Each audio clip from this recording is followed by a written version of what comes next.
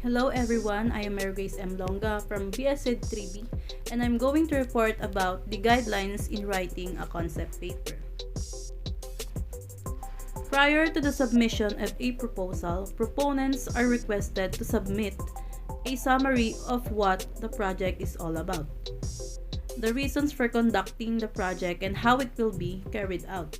This summary document is called a concept paper. A concept paper, simply put, is 1 to 2 page written document describing an idea for a project. At this stage, there is no need to flesh out details, but rather just introduce the overall rationale of the project, how it will be carried out, and the expected outcomes. A concept paper has several uses. First, it serves as a foundation of the full proposal. Second, it helps determine whether a certain project is feasible or not. And third, it is used to pique the interest of the potential funding agencies. And finally, it is used to obtain informal feedback on the ideas prior to the preparing of the full proposal. The use of concepts is necessary to cognitive processes such as categorization, memory, decision-making, learning, and inference.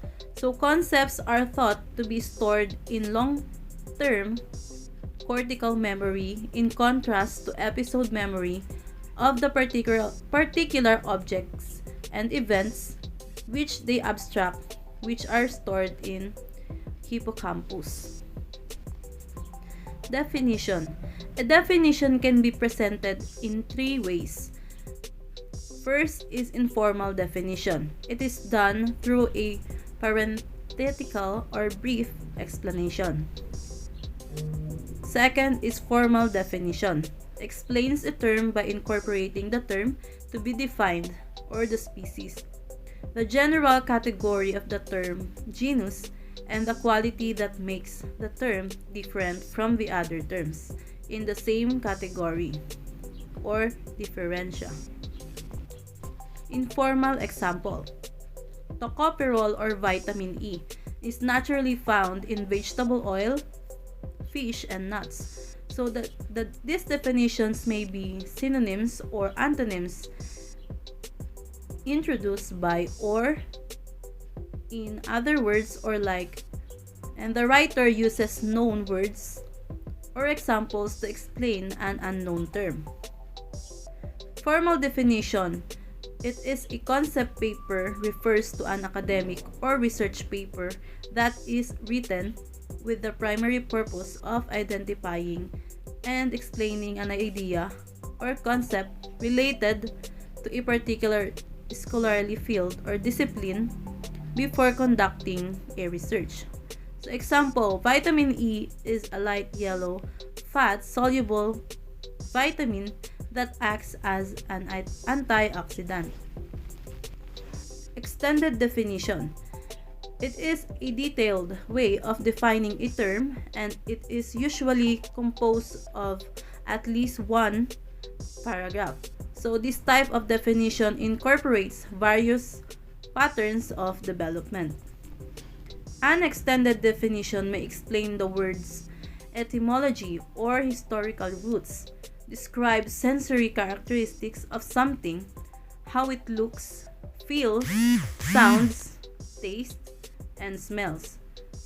So identify its parts, indicate how something is used, and explain what is not, and provide an example of it, and or note similarities or differences between this term and other words or things. Next is explication. It is a method of explanation in which sentences, verses, quotes, or passages are taken from a literary or academic work and then interpreted and explained in a detailed way. So when using this technique, You need to clearly present your thesis in the introduction and follow it up with a detailed analysis of the passage or text. You may begin the body of the explication by analyzing and explaining how the text was constructed. So, your explication should end with a concise conclusion by restating your thesis and major arguments. Next is clarification. Clarification is a method of explanation in which the points are organized from a general abstract idea and concrete examples.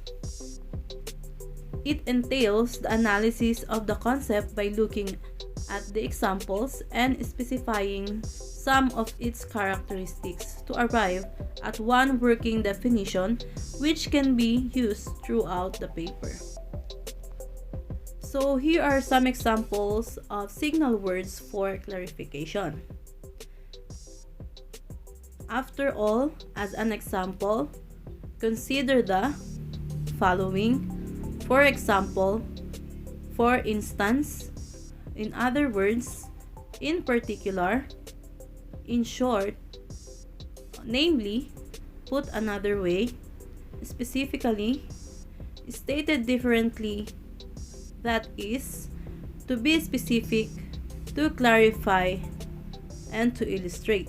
So those are some example of signal words for clarification. Parts of paper. So a concept paper usually from 500 to 2000 words and is usually divided into several parts. So the following sections discussed in this lesson are merely suggestions for the content paper. Ultimately, the project proponent needs to follow the format and design required by the funding agency.